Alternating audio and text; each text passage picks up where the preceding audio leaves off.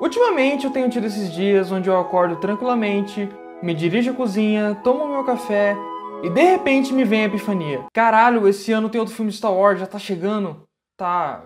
Vocês se lembram da expectativa que todos estavam em 2015 com a volta de Star Wars ao cinema? Era algo simplesmente inacreditável, era quase tão absurdo e incrível quanto a volta dos Beatles ou sei lá, de Jesus. Todos estavam comendo as unhas esperando o filme que traria de volta a franquia mais icônica e influente da história do cinema. E bem, 4 anos depois, estamos à beira do lançamento do último capítulo dessa nova trilogia, e mesmo com a Disney apelando pra nostalgia com todas as cartas que tinham sobrado no baralho dela, eu não sinto um hype maior pra esse filme do que eu tinha por Detetive Pikachu, John Wick 3 ou sei lá, o filme do Sai de Baixo.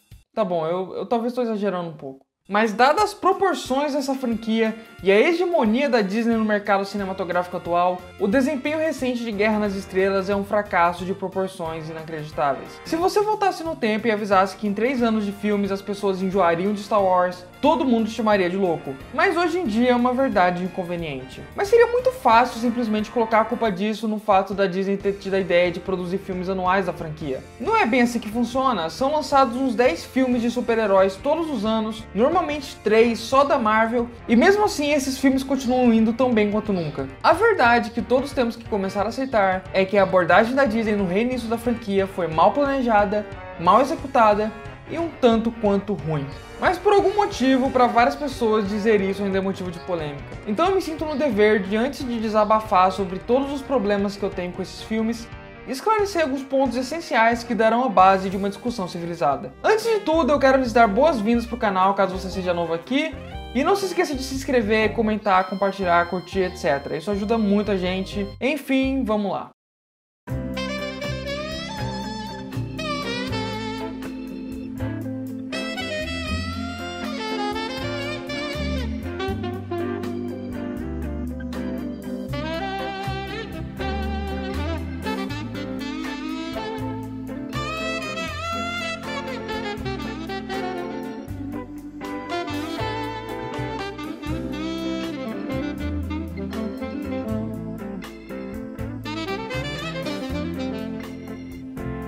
Então, eu entendo que desde o início da franquia ela recebeu críticas babacas por ter um foco na inclusão de temáticas e elenco mais diversificado. E quando você tem um fã-clube tão preconceituoso e tóxico como é o de Star Wars, é justo que muitas pessoas tenham tomado partido da franquia e a estejam defendendo só pra poder ir contra esses babacas que falam merda. Mas há também um grupo considerável de pessoas que tem simplesmente feito críticas contundentes e bem formuladas sobre esses filmes, e simplesmente taxar essas pessoas como farinha do mesmo saco não ajuda em nada. Ainda mais agora que estamos acompanhando nos filmes da Disney cada vez mais uma manipulação barata em cima de tendências sociais para tornar seus filmes comercialmente vazios em algo mais relevante, enquanto a empresa se transforma em uma corporação que sufoca o cinema de todo modo. Devemos sim ser bastante críticos em relação a qualquer coisa que eles nos queiram fazer consumir. Aliás, não é como se outros filmes e franquias como Pantera Negra e Capitã Marvel não tivessem sido igualmente boicotadas por babacas preconceituosos da mesma nata, e mesmo assim foram sucessos absolutos de bilheteria e público. Então não tem como dizer que foram esses tipos de ataque que tem causado a queda da franquia. Outra coisa que vi com constância na internet são pessoas que falam dos filmes como se fosse impossível não gostar deles. E as pessoas que não gostam estão se esforçando para isso, o que é simplesmente ridículo. Eu adoro a repaginada de Star Trek feito pelo J.J. Abrams, e olha que eu sou muito mais fã de Star Trek do que de Star Wars. E eu fiz um vídeo inteiro exaltando um episódio de Breaking Bad dirigido pelo Rian Johnson, que é meu episódio favorito da série, e em 2015 eu tava tão ansioso pra volta de Star Wars quanto qualquer outra pessoa. Eu queria amar essa franquia,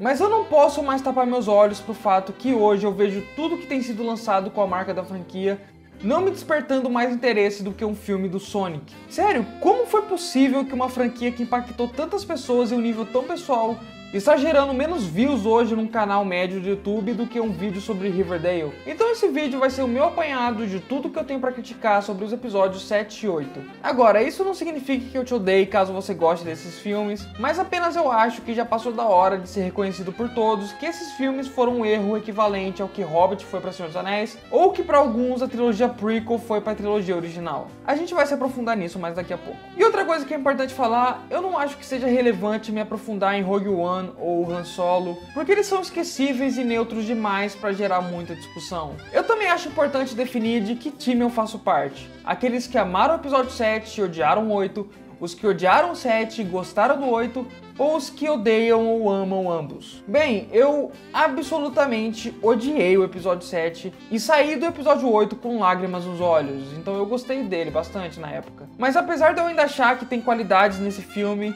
eu acho que chegou um ponto em que eu não consigo mais apreciá-lo sem prestar atenção nas centenas de problemas que ele tem. Então eu vou deixar meu lado crítico falar mais alto aqui nesse vídeo. Já o episódio 7 eu vou só desabafar, eu odeio essa porcaria.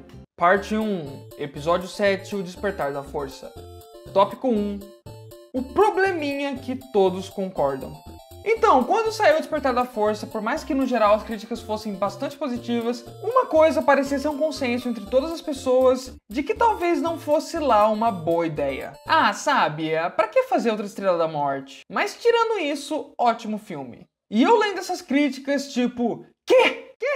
Estamos falando de uma linha narrativa que ocupa uma quantidade considerável do tempo de tela e função narrativa. Como todo mundo age como se fosse um erro tão banal como erros de continuidade em filmes de guerra? Puta merda, todo mundo aqui comigo. Refazer a Estrela da Morte e ainda deixá-la maior, melhor e mais forte é uma das ideias mais artificiais e com cara de bait de produtor que eu vi nos últimos anos. Pelo menos se mantivessem ela como uma verdadeira ameaça para a trilogia como um todo, eu acharia bastante válido. Mas fazê-la e destruí-la logo no primeiro filme, em um dos clímax mais artificiais e apáticos que eu já tive o desprazer de presenciar, e todo mundo agindo como se isso fosse algo minúsculo e quase imperceptível no filme, só me faz odiar ainda mais essa ideia de fazer mais uma Estrela da Morte. Então vamos parar de fingir que esse é um erro pequeno, porque definitivamente não é. Tópico 2. A descaracterização dos personagens. Eu acredito que a crítica mais repetida a respeito do filme, e também a mais debochada por aqueles que defendem o filme, é o fato de que ele é basicamente um remake do filme de 77. E olha, apesar de eu definitivamente achar essa ideia bem ruim, eu consigo entender e respeitar essa decisão. E eu também não acho que seja exatamente um remake.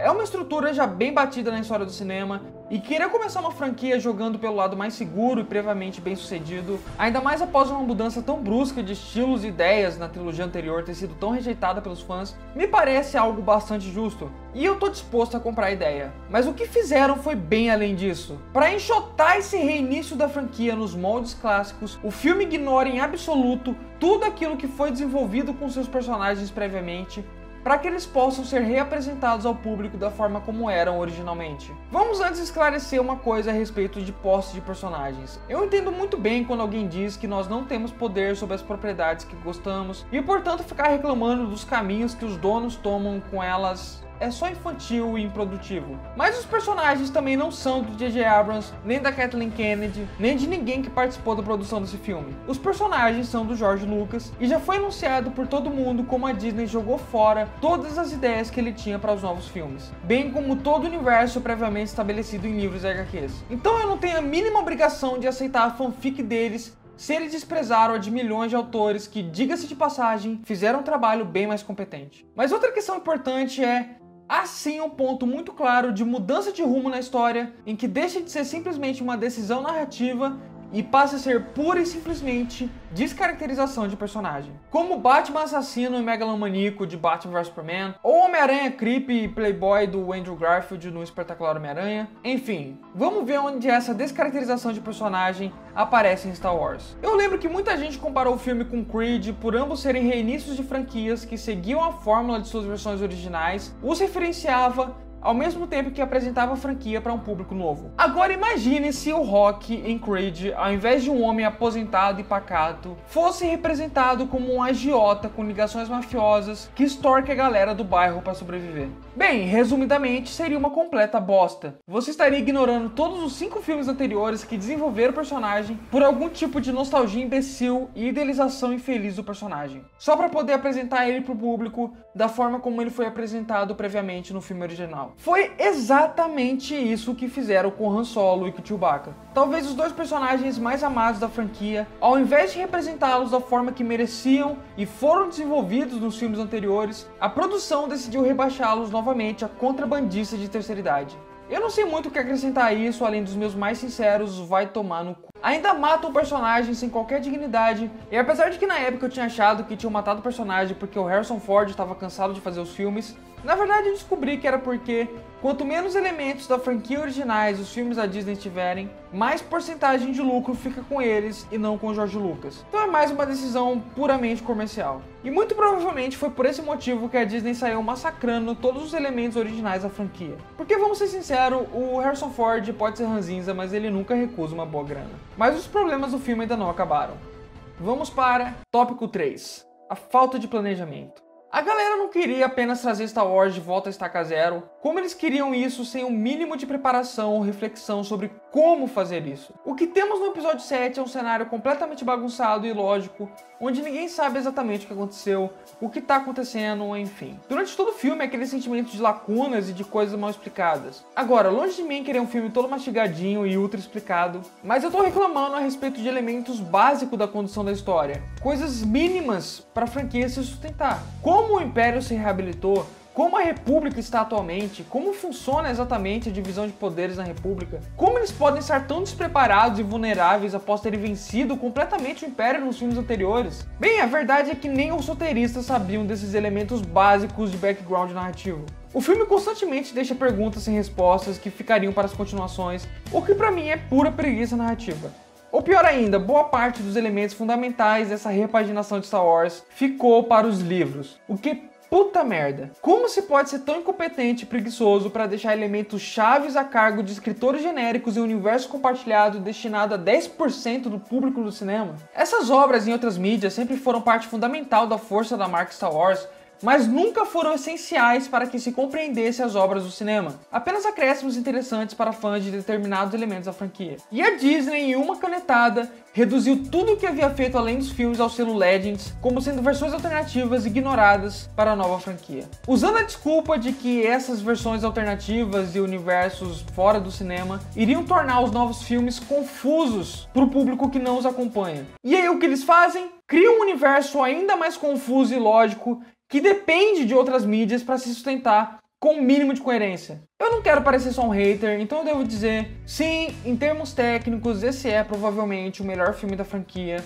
mas não é como se fosse difícil fazer isso. Nesse ponto, até o remake de Rei Leão se sai bem. O que eleva um pouco o episódio 7 são as atuações, que são muito boas, os personagens tinham bastante potencial, o vilão tem camadas interessantes e é basicamente isso. Como esse vídeo é mais um apanhado geral das piores coisas, eu não queria me focar em aspectos específicos do filme, mas o arco do fim especial me incomoda bastante. Então vamos para tópico 4, o arco do fim. A única ideia conceitual desse filme que eu realmente gosto é a humanização que ele procura fazer dos Stormtroopers no início. Eu sempre sonhei em fazer um filme de Star Wars que faria um paralelo entre as Guerras Crônicas e a Guerra do Vietnã. E a imagem de um Stormtrooper morrendo, deixando uma marca de sangue no capacete do amigo, é bem forte e eu adorei. Mas o filme, obviamente, caga isso. Sim, eu sou daqueles que vai reclamar da cena do Finn escapando, atirando em todos os Stormtroopers. A defesa que eu vejo para essa cena é que compara um Finn com um hipotético soldado nazista que rebela-se contra o nazismo e sai atirando nos outros soldados nazistas. Mas a comparação não tem nenhum fundamento. A revolta do Finn no filme não é de natureza ideológica, é de natureza emocional e solidária. Então não é como se ele tivesse se revoltado especialmente contra a ideologia do Império, ele se revolta com o conceito de guerra e com a necessidade da morte, bem como com a perda de seus amigos. Essa cena não poderia deixar isso mais claro. Então quando você coloca esse personagem atacando seus amigos e ex-companheiros de batalha, que são tão vítimas quanto ele, o filme deixa claro que ele esqueceu do caminho que ele estava seguindo de abordagem do tema a respeito dos soldados. Outra coisa importante também, a partir do momento que você humaniza seu exército, meio que a forma banal e estúpida com qual o filme aniquila todos eles, acaba ficando um pouco de mau gosto. Nos outros filmes funciona justamente porque todos os soldados são extremamente impessoais, ficam com a mesma roupa, todos iguais. Na trilogia prequel eles são clones descartáveis. Então quando um deles morre, você simplesmente não liga, é algo absolutamente plástico. Mas aqui quando você tenta humanizar ele, você pensa que por trás de cada roupa pode existir um outro fim. A morte em massa desses personagens é um tanto quanto deprimente. Isso tudo para mim demonstra o quanto esse filme não se compromete com nenhum conceito minimamente original, apenas os coloca superficialmente para dar algum tipo de ilusão criativa em cima de um roteiro fraco e inconsistente. Outra parte importante da jornada do Finn que evidencia esses problemas do filme é a personagem da Capitã Phasma, que tinha tanto potencial para representar uma ameaça aos mocinhos, em especial para o Finn e para a construção dele como personagem, mas que é tratada como uma coadjuvante dos Trapalhões sem qualquer dignidade ou dinamismo. Eu acho que eu já desabafei o suficiente a respeito dessa decepção irreparável da minha vida. Vamos pro episódio 8. Parte 2. Episódio 8. Os Últimos Jedi. Então eu, como bom odiador do episódio 7, saí do cinema fascinado com o episódio 8. Esse filme parece ter sido feito especialmente para aqueles que odiaram o sétimo filme. Tem ideias diferentes, decisões corajosas, momentos memoráveis, acréscimos ao background da franquia, e parece estar constantemente mostrando o dedo do meio pro J.J. Abrams. O filme pra mim, na verdade, ainda funciona como uma espécie de sátira do filme anterior. Toda aquela cena brega da Rey subir na montanha para entregar o sabre de luz, aqui é finalizada com o Luke jogando o sabre de cima da montanha. O vilão genérico e plástico com pinta de fodão é morto aqui da maneira mais banal possível. O Luke também é desconstruído como uma figura trágica e rancorosa. Enfim, o filme sem dúvida parece uma grande mudança pro paradigma da franquia.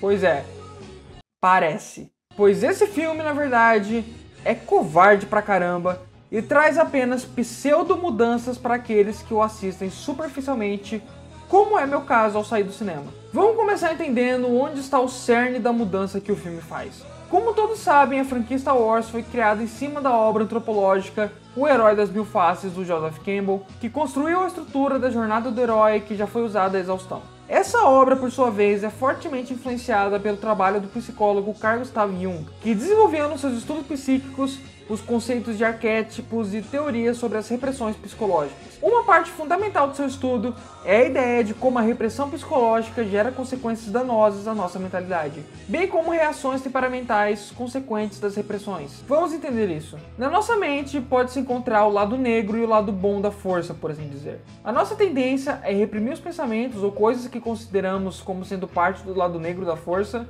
mas esse ato de repressão não exclui esses pensamentos. Pelo contrário, geram ainda mais problemas. Acabamos reagindo com mais ódio aos pensamentos que reprimimos, bem como nos tornamos mais tendenciosos a agir com violência ou acumulamos esse lado negro ao ponto de explodir em algum problema psicológico ou mesmo agressividade. A gente viu isso já no vídeo sobre lobisomens, por exemplo, onde a repressão que a Igreja Católica fazia a coisas minimamente fora da ortodoxia cristã, como sendo frutos do demônio ou paganismo. Em reação a isso, o lado negro das pessoas foi ficando cada vez mais reprimido, culminando em um surto de superstição, do qual as pessoas enxergavam qualquer pessoa como potencial inimigo, além de uma série de episódios extremamente violentos. A solução, segundo Carr, era que as pessoas entrassem em harmonia ou equilíbrio com seu lado mais reprimido, para aprender a lidar de maneira mais parcimoniosa com ele. Vamos agora para Star Wars. Apesar da franquia constantemente falar sobre um equilíbrio da força, o que a gente vê é justamente a repressão, o lado bom do Jedi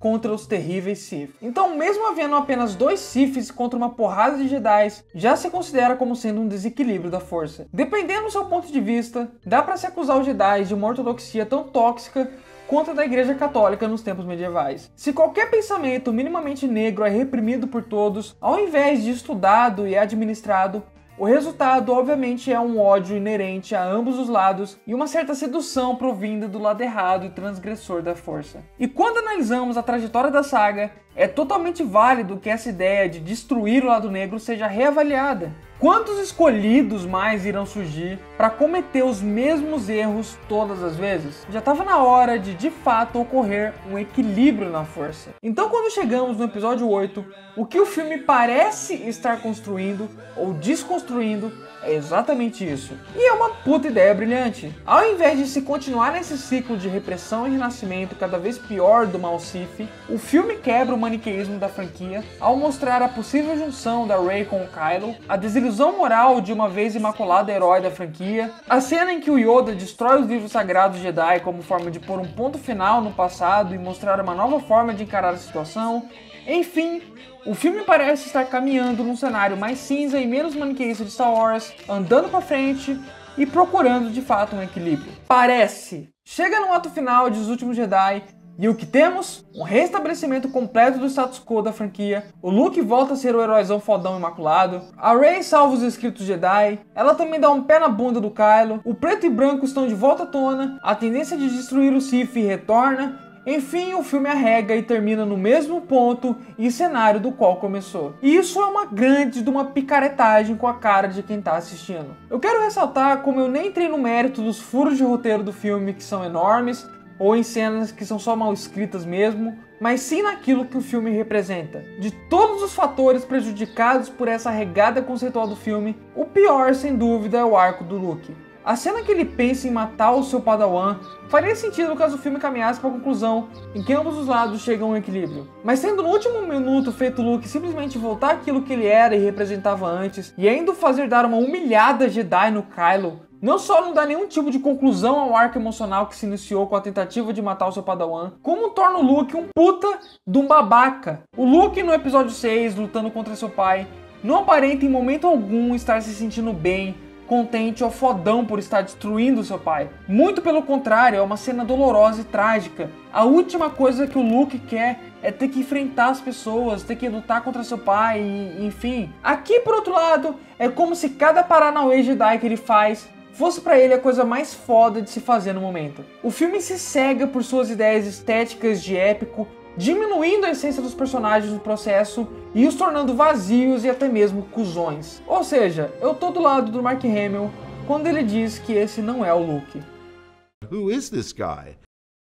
Parte 3. Em defesa da trilogia prequel. É meio que um consenso velado entre os fãs de Star Wars que a trilogia prequel é péssima e para alguns ela é completamente ignorada. George Lucas quase foi enforcado em praça pública, boa parte do elenco ou se aposentou das telas para sempre ou quase cometeu suicídio. Enfim, eu acho bem difícil defender eles como filmes objetivamente bons, mas eu acho sim que tem muitas virtudes aqui e na realidade bem mais virtudes do que problemas. E eu sinto que essa é uma vibe cada vez mais compartilhada entre os fãs, desde que os filmes da Disney têm progressivamente perdido as graças do público. Eu fui introduzido a Star Wars através da trilogia prequel quando eu tinha meus 9 anos, e posso dizer sem nenhum tipo de exagero que teve um impacto enorme na minha vida. E quanto mais eu leio de fãs da internet que também se iniciaram em Star Wars através desses filmes, mais eu vejo que esse é um sentimento praticamente unânime. Então meu primeiro ponto em defesa da trilogia prequel é: os filmes tiveram tanto ou maior impacto no público jovem na época quanto os filmes originais tiveram no público antigo. Então, apesar dos problemas, em especial as atuações e diálogos de peça de quinta série,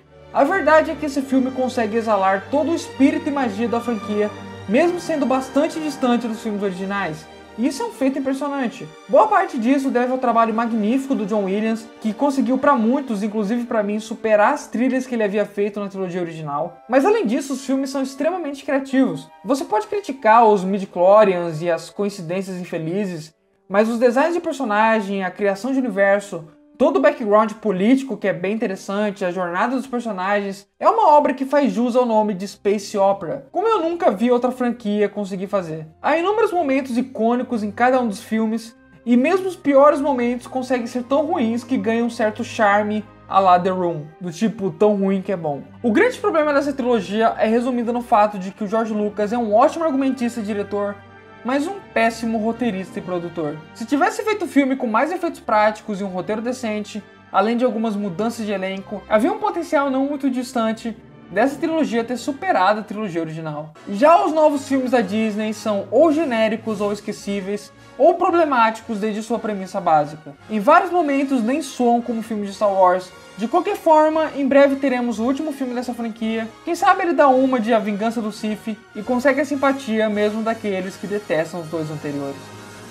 Enfim, galera, eu espero que vocês tenham gostado do vídeo. Desculpem a demora, eu acho que a essa altura já virou meio que um clichê do canal falar desculpa a demora. Mas agora eu tô de férias, então eu acho que vai ser tranquilo fazer os vídeos que ainda falta fazer esse ano. Não se esqueça de curtir o vídeo, compartilhar e tudo mais. Eu espero voltar em breve com o tão aguardado vídeo sobre o Watchmen. Muito obrigado a todos, até a próxima e valeu!